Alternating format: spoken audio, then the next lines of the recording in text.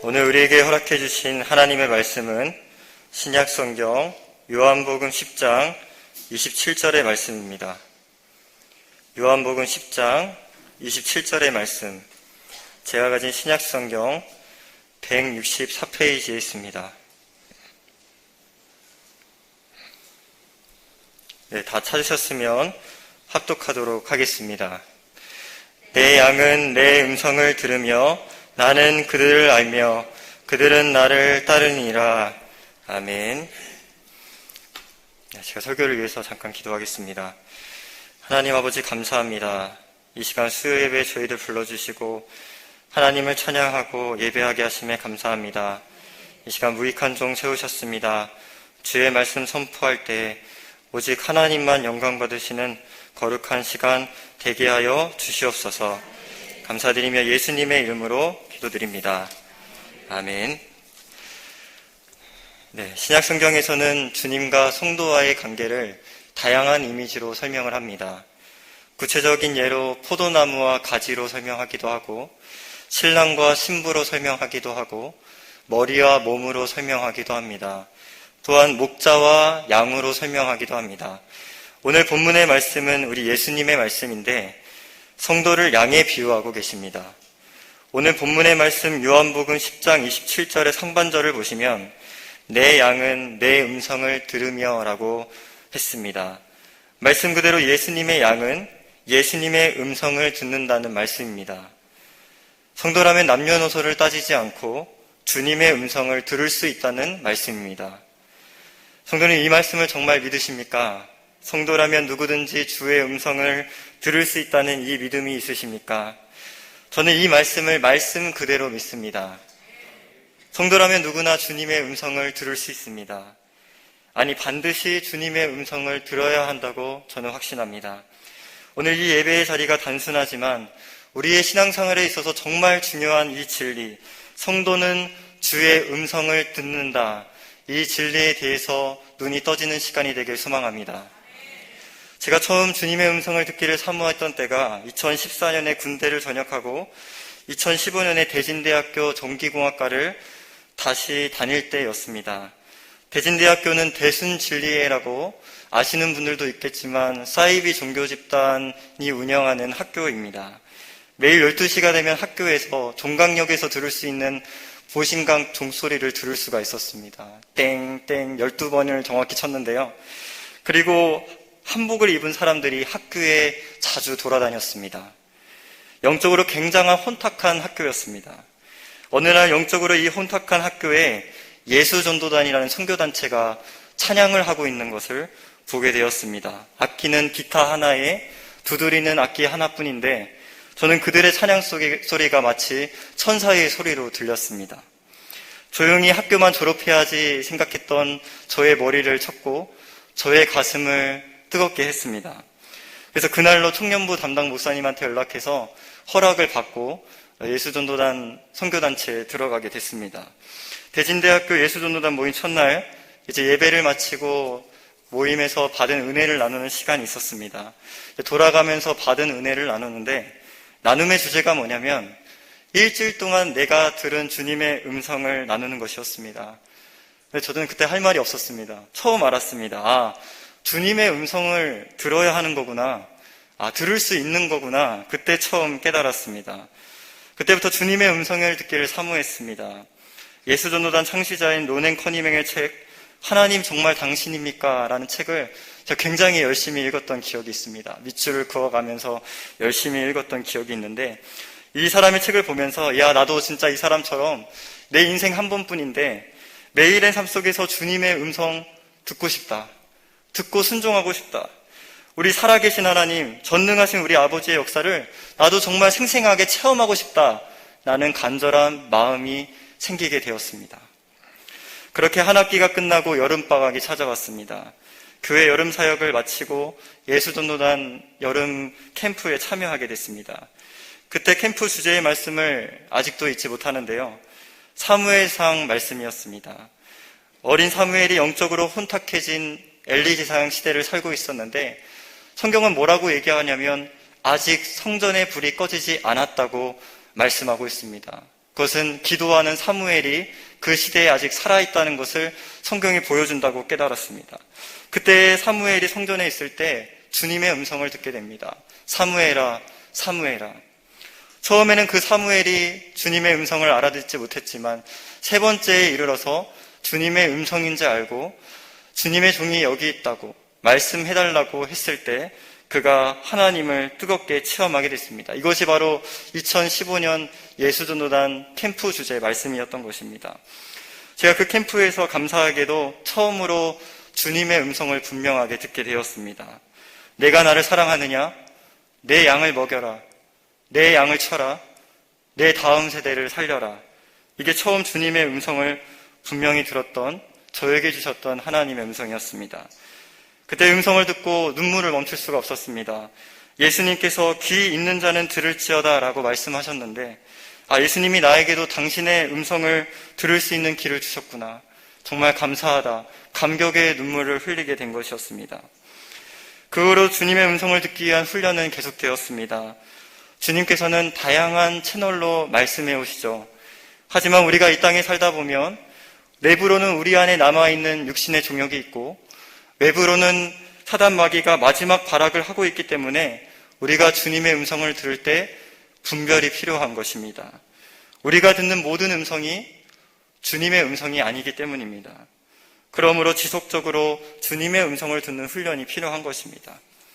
부끄러운 고백이지만 신학대학원을 다닐 때 2년 동안 주님의 음성을 듣고 분별하는 훈련을 소홀히 했던 것을 설교를 준비하면서 깨닫게 되었습니다. 핑계가 있었습니다.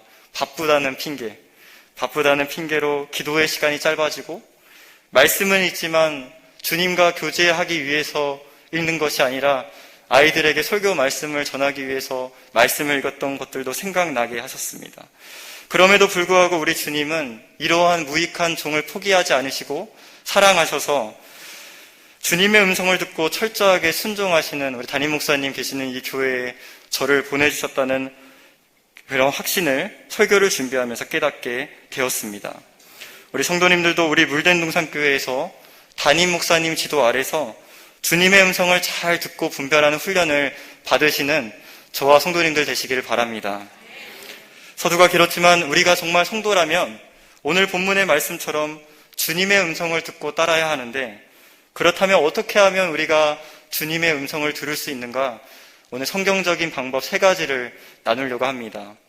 오늘 설교의 요점은 다음과 같습니다. 첫째, 주님의 음성을 들으려면 주님을 위해서 떼어놓은 시간과 장소가 있어야 합니다.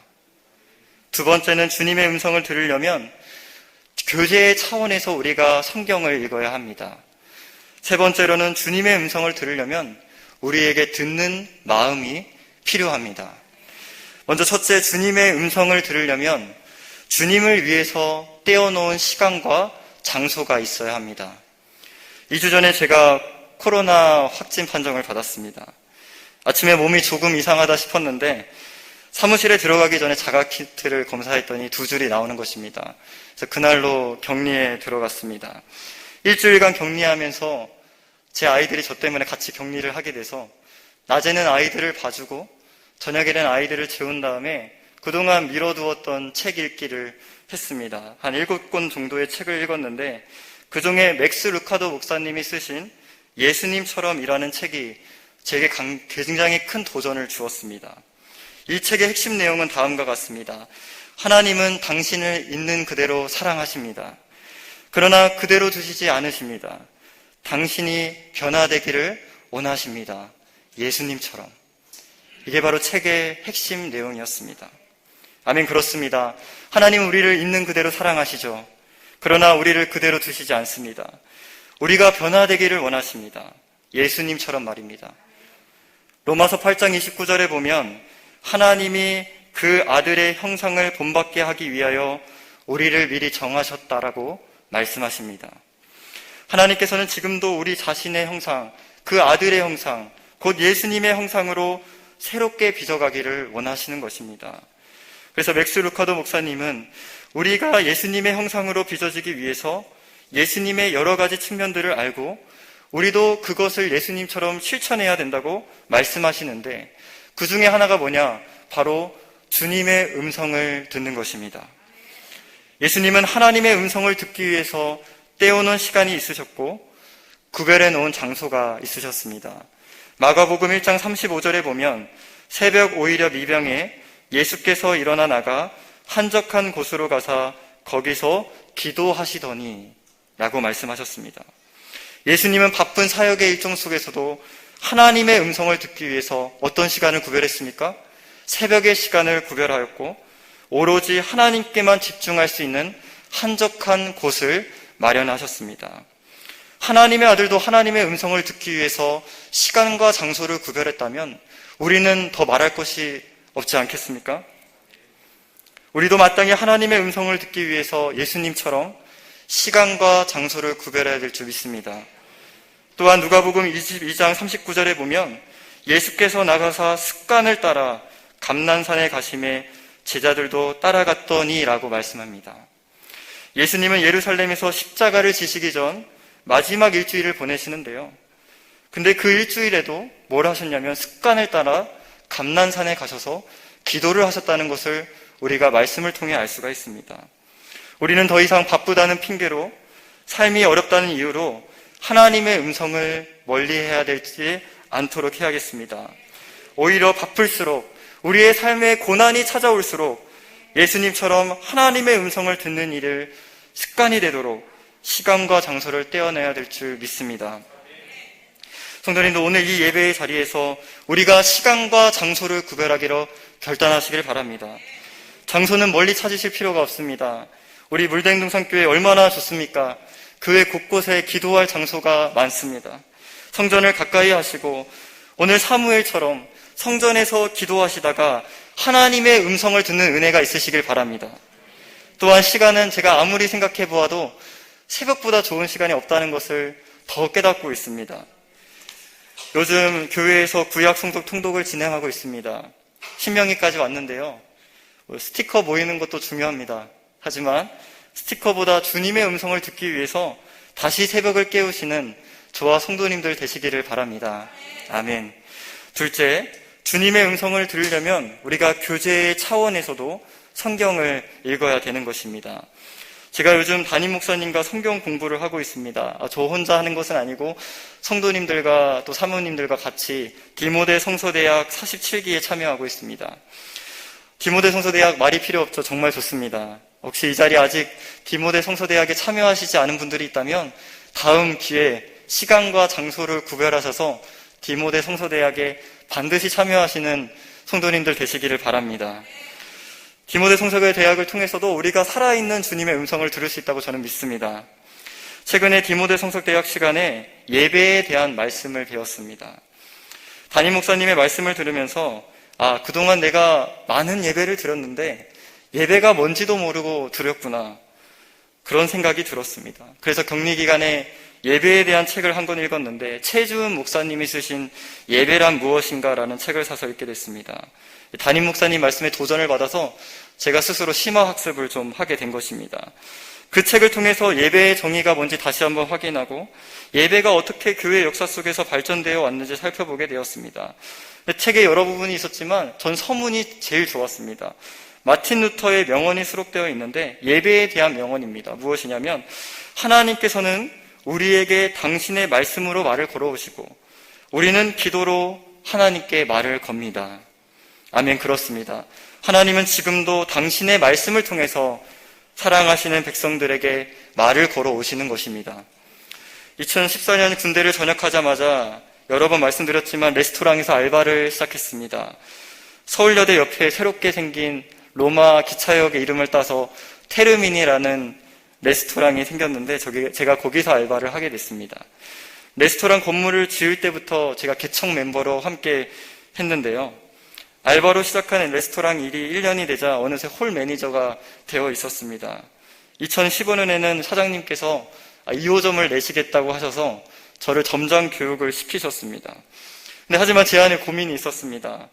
계속 레스토랑 일을 하면서 사장님처럼 물질로 선교에 동참할까 하는 마음이 한편에 있었는데요. 실제로 사장님께서 레스토랑 수익의 일부를 중국 선교와 또 비전교회를 돕는 일에 사용하고 계셨기 때문입니다. 그래서 주변에는 다시 대학교에 가라는 말이 있었지만 제 안에 여러 가지 고민들 하면서 고민하고 있었던 때에 말씀을 읽으면서 주님께 매일 여쭤봤습니다. 교제의 차원에서 성경을 읽게 된 것이죠. 하나님, 제가 어떻게 하면 좋을까요? 어떻게 하면 하나님의 뜻대로 사는 걸까요? 그때 하나님께서 주셨던 말씀이 시편 103편 5절의 말씀이었습니다. 제가 읽어드리겠습니다. 좋은 것으로 내 소원을 만족하게 하사 내 청춘을 독수리같이 새롭게 하시는 도다. 아멘.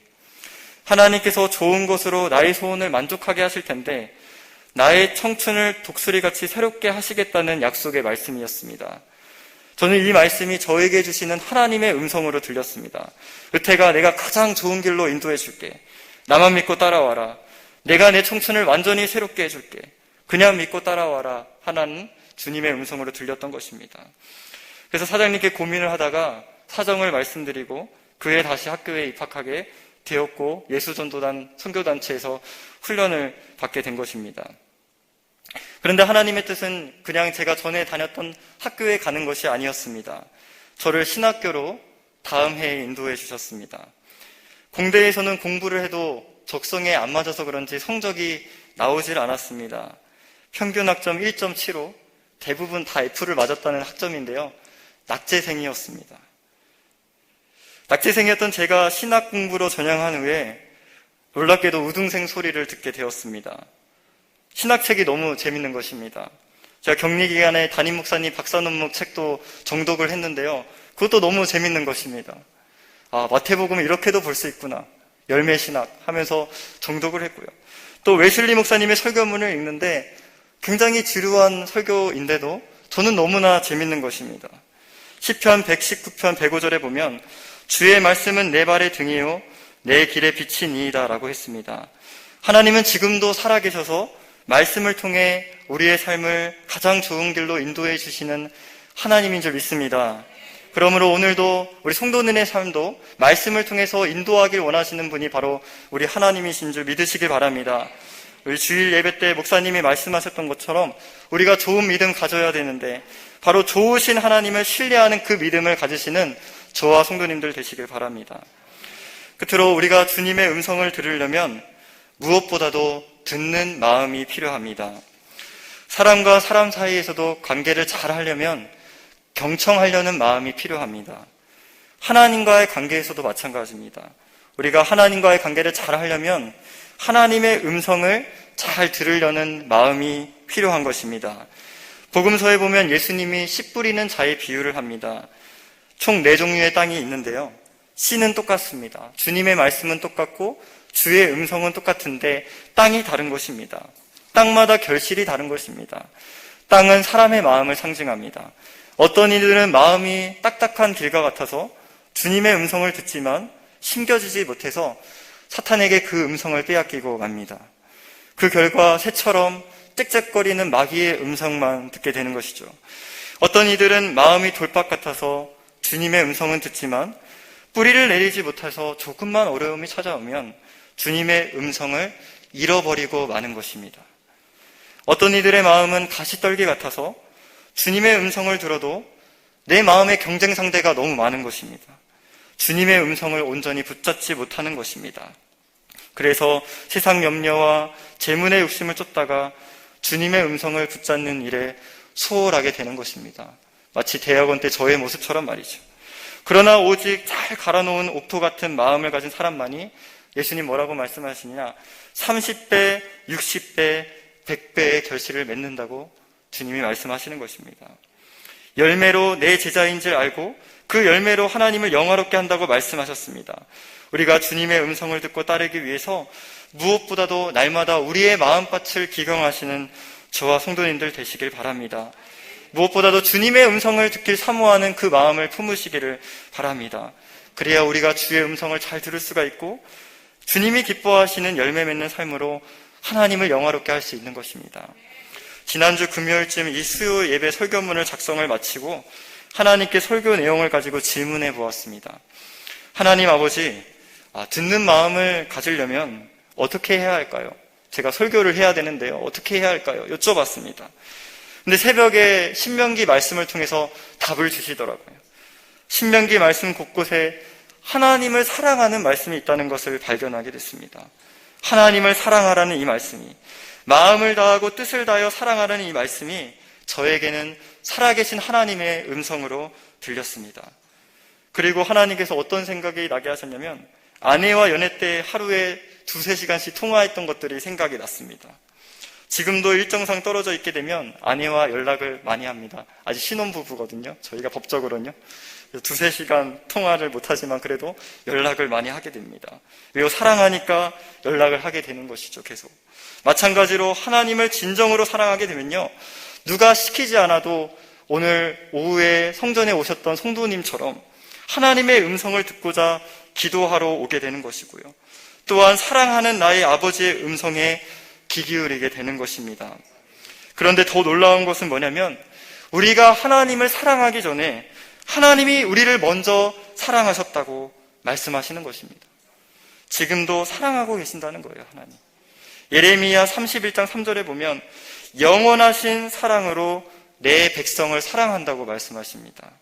또 로마서 8장 39절에 보면 어느 누구도 그리스도 예수 안에 있는 하나님의 사랑에서 우리를 끊을 수 없다고 말씀합니다. 그렇습니다. 하나님의 말씀을 말씀 그대로 믿는 은혜가 있으시길 바랍니다. 사랑받을 자격 없는 우리를 먼저 사랑하신 그 하나님, 당신의 사랑을 십자가의 피로 확실하게 증명하신 그 하나님을 찬양하며 주님의 음성을 듣기를 사모하는 저와 성도님들 되시기를 바랍니다. 설교를 정리합니다. 성도라면 누구나 주님의 음성을 들을 수가 있습니다. 성도라면 누구나 주님의 음성을 들어야 합니다. 어떻게 해야 주님의 음성을 들을 수 있습니까? 오늘 3가지로 말씀드렸습니다. 첫 번째로 주님에 위해서 시간과 공간을 떼어놓으시길 바랍니다. 두 번째로 교제의 차원에서 성경을 가까이 하시고 성경을 통해서 주님의 인도를 받으시기를 바랍니다. 무엇보다도 듣는 마음을 가지셔서 오늘 예수님 말씀처럼 옥토 같은 마음이 되어서 30배, 60배, 100배의 결실을 맺는 저와 성도님들 되시기를 주님의 이름으로 소망합니다. 아멘. 제가 말씀을 가지고 기도하겠습니다. 하나님 아버지, 감사합니다. 새벽부터 이 수요 저녁 예배까지 주님의 말씀 허락하시고 주님을 예배하는 예배자의 삶을 살게 하시며 감사합니다. 오늘 내 양은 나의 음성을 듣는다고 말씀하셨는데 그렇습니다. 주님, 우리가 주님의 백성으로서 날마다 주의 음성 듣기를 사모하게 하여 주시옵소서. 하나님, 우리가 교제의 차원에서 성경을 가까이 하게 하시고 주님의 음성을 들을 시간과 장소를 구별하게 하시고 무엇보다도 사랑하는 나의 하나님 아버지의 음성을 듣기를 사모하는 그 듣는 마음을 우리에게 주셔서 날마다 열매 맺는 저와 성도님들의 삶이 되게 하여 주시옵소서. 감사드리며 예수님의 이름으로 기도드립니다.